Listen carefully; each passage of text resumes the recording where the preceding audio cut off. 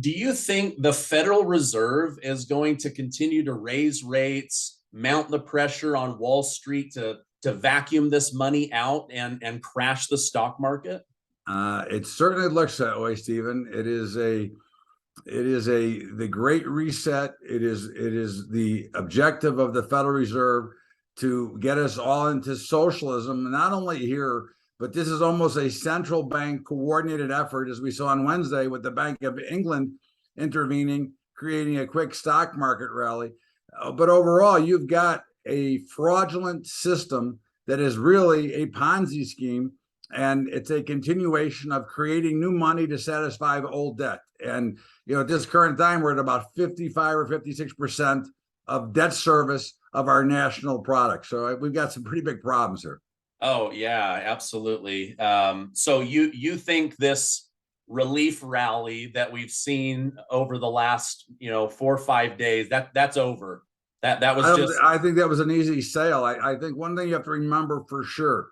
Okay, bear market rallies are the most vicious that you can possibly see. Okay, which are really selling opportunities. All right, we are in a bear market. We are going dramatically lower. I would suggest you're looking at 50 to 60%. We're already halfway there. Okay, but these bear market rallies are vicious. They look great, but they fail quickly. And that's what you have to be aware of. Don't get caught trying to chase the bear market or pick the bottom or pick the top. Let the markets do their thing. Find a good level, because these markets are in big, big trouble. When have you ever had a Federal Reserve continue to raise rates into a recession? Okay. And you get the 10-year now pushing 4% with an inverted yield curve. Yeah, that inverted yield curve, the 4%, that is definitely flashing warning signs to smart investors to be ultra cautious, get your money out. I took some notes here. Let me just look at them. So when I had you on last week, or excuse me, 2 weeks ago. So in 2 weeks, the Dow Jones is down over 5.5%. You said that would happen. The S&P 500 is down 6.29%. We've been through this little relief rally, which I knew was a head fake. And now, boom, we're down. The Dow Jones is down 2% today. S&P 500 over 2%. The NASDAQ over 3%. And the Russell 2000 over 3%. So this thing's only heading in one direction, it seems. Well, it is. I mean, we're in a bear market, and we're in probably one of the worst bear markets of my lifetime, because there's so many other factors that play in here. You have a broken supply chain. You've got problems with China. You've got problems with COVID. You've got problems in oil. Okay. So, and we look at the oil, and yeah, it's dropped recently.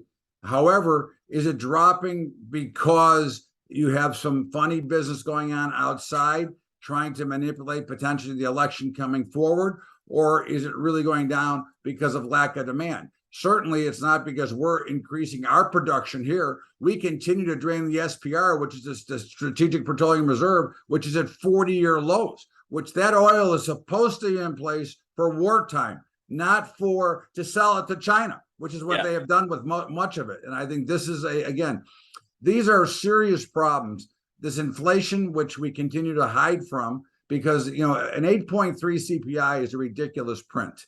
It's probably more like 20. When you think about the average American's consumption, their number two things, 1 and 2, are food and energy, barring a major emergency, with a major appliance. Unfortunately, the CPI is more based on major appliance purchases, not what you use every single day. Yeah. So you're familiar with Carl Icahn, one of the most feared investors on Wall Street. He came out just this week. He said 2 things that really caught me off guard. Number one, he said, basically, inflation is nearly impossible to get ahead of once it starts in. And then the other thing he said is that the Biden administration continues to print money as if the party would never end. What are your thoughts on his comments about this getting back in front of the inflation, and then just the amount of money that the federal government continues to print? Well, again, there's 2 types of inflation, or probably more than 2, but let's use 2 for this example. There's natural inflation, which is just true demand, which is creating higher prices, which is fine. That everybody can live with that. That means that the economy is flowing, everybody's doing well, and demand for goods is going up.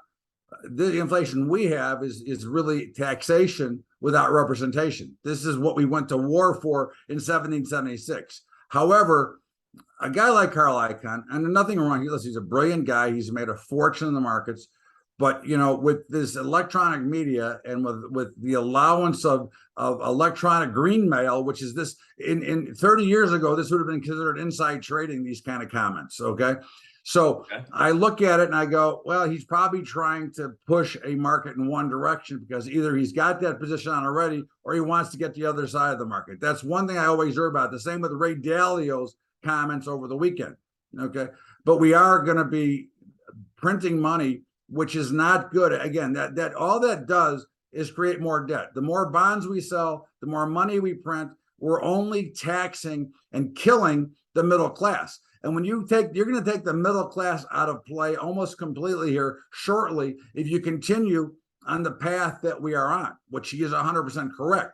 You cannot continue to spend. If you and I lived at home like the government lives, okay, and it's not just this administration, this has been going on forever. Okay, they overspend.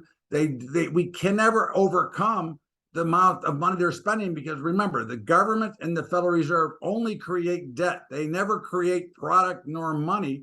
They create debt, which really gets pushed back to where? The middle class who can't afford to pay more money out, and it costs us probably. The average family probably costs them $5,000 a year just to help to pay for this money printing that they're making, which is just another lump sum out of their pocket. Yeah. Well, it's interesting that you say Carl Icahn might have been market manipulating in a very subtle way, because I noticed at the end of his interview, he said, here's two stocks that we're keeping an eye on. And those both individually shot up 8 and 9% the next day that he mentioned that. And you're probably right. He's probably got a position that he's looking to enrich, but he's giving out wisdom and then sliding something in that's going to make him a bunch of money. Let me share one story with you if I can real quickly. Yeah. As a floor trader, which I was for 30 years, okay, I traded in the OEX pit, which was the biggest pit in the world at the time. All right. You would have, and I won't mention names, but you would have big banks come in and they would have a buy broker and a sell broker. And what they would do, if they wanted to create a position on one side of the market, they would send the opposite broker to one side of the pit because on the other side, you couldn't hear, you didn't know what was going on.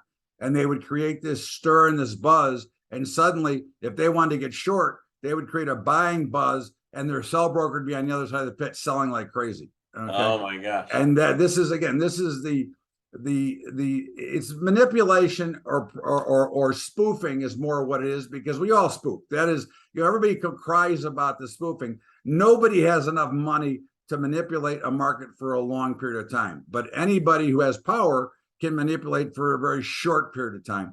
And I think that's more when you see major comments made by somebody, normally it's to be in their benefit. Either they're trying to do something or they've got something that they want to capitalize on. Yeah. If Warren Buffett came out and said, "Oh, I'm buying more Occidental tomorrow," boom, they're going to try to front run him and get in front of all of that before the big money comes in. Right, but we don't get to know that until he's already disclosed. So he's already got it. Now everybody chases after it, and of course makes him more money. We all talk about what a genius Warren Buffett is. Warren Buffett is a smart guy. I will never take that away from him, but he is not nowhere near as smart as everybody makes him out to be, because he's got the money. And we all know one thing: if you've got billions of dollars, it covers up a lot of warts that you can put out there. And it allows you to hold Goldman Sachs from 130 down to $10 a share without having to sweat and get out, because you also get preferential treatment and you get pref stock, which pays a little bit of a premium to it as well. So again, great investor, but he's got so much that it's hard for somebody in his position to ever really be wrong because they can hold long enough.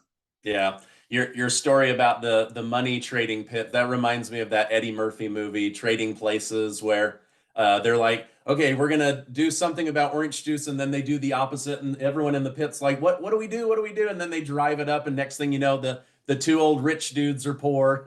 Well, and that happens all the time. I mean, obviously believe it or not, that was actually done by real traders in that pit scene. Okay, and that was how the pits were when they were really busy. They were that nuts, and you Oh, had wow. dramatic price fluctuations like that. So it was real. And again, I think you're going to see more of that, but just electronically. We often talk about the high frequency traders, and you hear every major network and pundit whenever the markets get killed. Oh, it's those high frequency traders. Okay, high frequency traders are no different. High frequency traders are electronic market makers. Those are the guys that put me out of work. Okay, from a floor trader. They're not trying to manipulate markets or move markets. They're working on fractions of a penny on billions of shares. Okay, that's what they do. But they never talk about when the markets go spiking straight up for 10 years. You never hear high frequency trading, only on the down days, which is a crock of crap. That's the point with these guys. They only want you to hear one side of the story when markets are efficient. They've never been more efficient. Okay, they're doing what they're supposed to be doing, and right now everything tells you that these markets should be going lower, and they are going lower. Yeah. Okay, going back to the gas and oil and the manipulation and spoofing. A friend of mine, Brian Kim, he has a YouTube channel, Clear Value Tax, gives really good information. I believe he's a Democrat, but he mentioned something on there that was really eye-opening to me. He said that he believes after the midterm election, that we're going to see a big change in the way the Democrats are behaving, and that they will not necessarily have any skin in the game to keep gas prices low until 2024. And I was shocked to hear him say this, but then he pointed out that President Biden will be ending the release of the Strategic Petroleum Reserve 1 week before the election. Then we'll have the election. Then he said he thinks oil, OPEC, and all of them, that we're going to see a massive jump in the price per barrel of oil after that. Any thoughts on where oil and gas are going, or leading up to the election?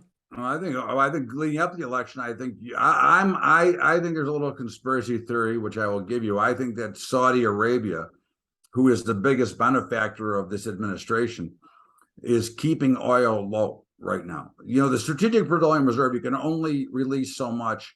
It's never worked in the history. It's been done 10 times. It's never worked overall. I think that Saudi Arabia is trying to keep prices low because I'd like to see this entire administration stay intact as is. I'm telling you that, in my opinion, crude oil is going to all-time new highs. I think and I don't make calls like this, okay? And I don't want anybody to go out and buy crude oil because I'm saying this right now. Yeah. But I think crude oil's got a chance to go to $200 a barrel now. Okay, 150 is like the all-time high. We're going there almost. I would bet on it. Okay, Wow. because I think we're going there. Because once this election is over, okay, depending on how it goes, if this party stays in as the administration stays as it is, they don't care, okay, and they have no plan and no idea about the climate change and green energy. Okay, it's one thing to talk about green energy, and I have no problem with it. Listen, I'm not a believer in climate change. You may be. Hey, that's up to you, and that's your opinion, and that you're entitled to it. That's the beauty about being an American. However, at what cost do you want to get to this? And all I ask is, give me a plan and set me up and tell me at this stage we're going to do this, we're going to do this, we're going to do this, but don't destroy me and the rest of the middle class by depriving us of our own natural resources, which is oil here, because oil should be $25 a barrel or $30 a barrel, which is what it was the day after the election. And now it's 90, and it's been as high as 130. And it's going probably back to 150 or higher, and there's no reason for it. Just give us a plan and tell us how we're going to get there, and then we can get there. Yeah. Do you think, I was reading this, there's OPEC, and then now there's OPEC plus. The plus is letting Russia in. Criminals. So, yeah. So is there any chance that OPEC is purposely hurting the United States or the global markets for attacking Russia? Of course. Listen, Russia is thriving. Okay, so let's forget about the rhetoric that we hear in this country that they're in default. They're making more money than they ever make. Okay, and they're using Bitcoin and other things to do so. The rest of the world is many countries are now becoming, more adversarial to the United States. We have one solid ally, which is Israel. Okay, and we're trying to destroy Israel. Okay, the rest of them are more our enemy than they are our allies, and they are loving what's going on with the weak leadership that you're seeing in this country right now is brutal, because the Russia war should have never happened, which is going to cause a food shortage and to deprive many of eating. Okay, and what Russia has now done with Germany and cut them off of natural gas, and with the Nord Stream pipeline. Now you think about that. We have enough natural gas to supply the world.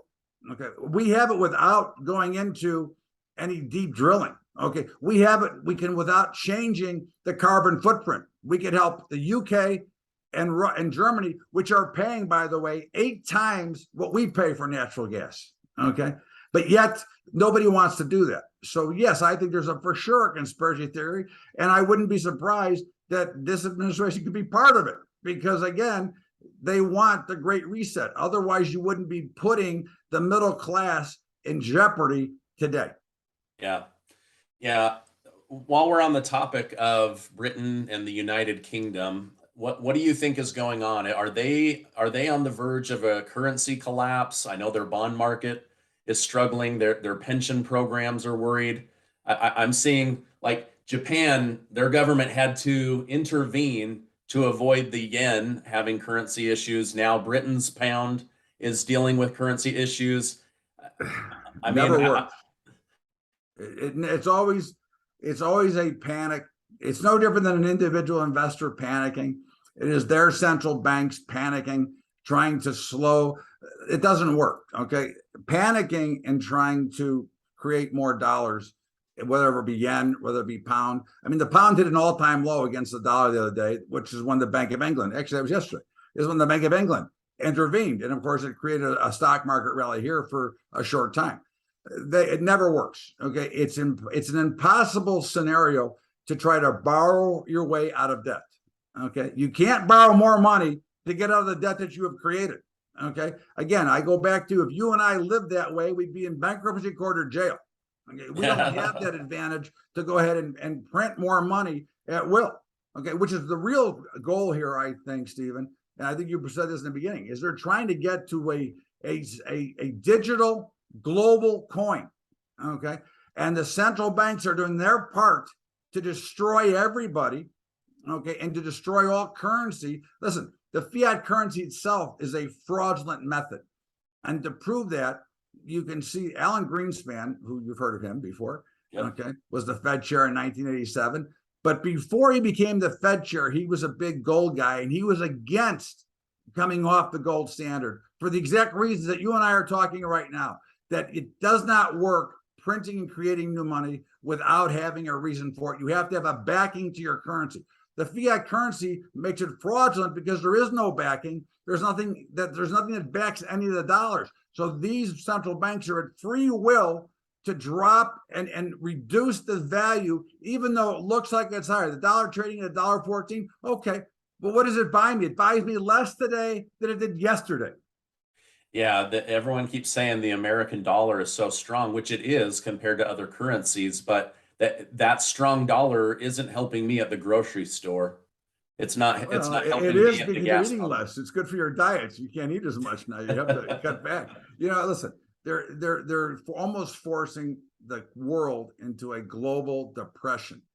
Okay, this is almost this. It feels like it's being forced on us to create this great reset that I think many want, and the people who want it are governments and the extremely wealthy. Nobody else wants this. Okay, so the minority wants this. Okay, the majority does not, but the majority has not yet exercised their rights of voting to make sure that these things don't happen. But you can bet one thing. Okay, if this continues at this pace, there will be another revolutionary war in the United States of America. Okay, because you're not going to continue to see people lose their money for nothing. Okay, and listen, you're going to pay $10 for a loaf of bread next year. You can bet on that too. Yeah, the biggest worry is one thing that really sets the United States apart compared to other nations is our middle class. So you have this goal of lower income people saying, if I work harder, smarter, be better with my money, I can move into the middle class. And you have the middle class spending and trying to earn more so that they can get into the rich, right? The new club, the new rich. And so you have this progression up a ladder. And if you wipe out that middle class, you're left with everybody collapsing back into poverty, or the ultra wealthy. But the ultra wealthy need our money collectively so that they can maintain their wealth. And so this attack on the It's middle called class. capitalism, which you're trying to destroy. The dream, everybody says what a great country America, and it is. Listen, I love America. It's the greatest country in the world. However, we cannot be satisfied with what is going on and this type of destruction, because what makes America great is the ability that anybody from any walk of life can become wealthy or very well to do by working hard and coming up with an idea. But when you give up everything that you do and you become totally a service country, I mean, can you imagine that all of our prescription medicine comes from China? China, who sent over COVID on purpose, which was proved, it was my opinion originally, but it was also proved that it was a genetic disease, that was a man-made disease, not a disease that came from monkeys or wherever the hell they said it was. So we're depending on them to supply us. Why are we not at least manufacturing our own drugs here? Okay, let alone everything else. Okay, we go into the infrastructure, all these things that we hear every candidate for in my lifetime, and I'm 65, has promised to fix, yet not one has fixed it. Okay, now why is that? Why are we not making this country even better than it is, so that more people want to get here? Well, because you're opening up the borders and you're flooding and letting everybody in for nothing. Okay. Yeah. My ancestors came into Ellis Island, and I'm tired of paying for illegals. I mean, California's budget, I think that's where you live, right? California? No, I'm in Utah. Utah, okay. California, 65 or 70% of their budget goes to funding illegal aliens. Okay, is this what I became? And is this why I'm an American? Is this why I work so hard and pay the maximum amount of taxes every year? That's ridiculous. This is the problem that we create when you take away the drive and the spirit and the heart of an American to really want to get to the next level. Okay, and it was exactly what they're trying to do. Yeah, whenever I bring up the illegal immigration costs with my YouTube channel on my daily news, I see in the comments just how bothered people are. Right now in New York, they're paying almost $20,000 a month just to house people that came in across the border. $20,000 a month just in housing up in New York. It's like, who's going to keep paying for this? They're just taxpayer. But you can't tax a nation into prosperity. No. And people are starting to see that now. And it's very concerning. Okay, you said something. I want to go back to this. You said that the United Kingdom had this little run up because of their central bank, the Bank of England, basically propping up their currency. So do you think the U.S. markets reacted thinking, okay, here's the Bank of England's, basically their Federal Reserve doing the Fed pivot that we've all been waiting for, and so they thought, oh, maybe this is the sign of what's to come, and that's why we saw the market go up just in the last 2 days? No, I think it was more, in bear markets, you get what is known as rip your face off rallies or short covering rallies. Okay. And what happens is the markets will be down, they'll be down, they'll be down. And then there'll be some item of news might show up that the markets all of a sudden stop, right? You get down to X, and now for some reason it should be going lower, it's not anymore. And then the shorts start to cover, and like rats, they crawl over each other, chasing them up, as you saw yesterday.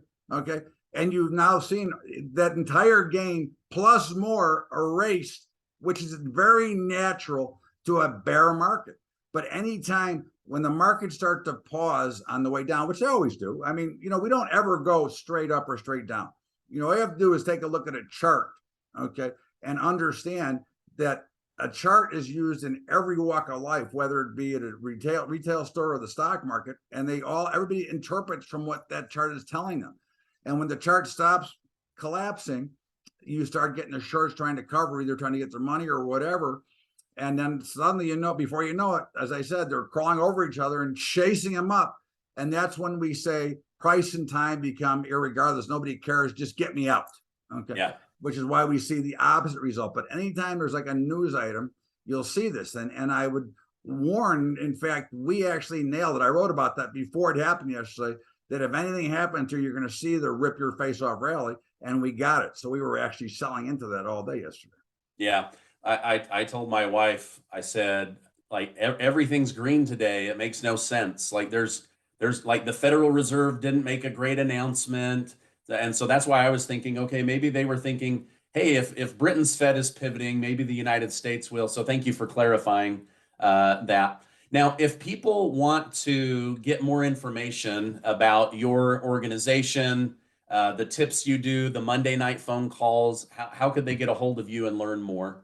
They can either email me direct, which many of them did, and thank you so much. I hope you enjoyed it, bubba@bubbatrading.com, or you can go to my website at bubbatrading.com. And again, listen, I'm always free to answer questions for anybody. You don't have to be a member.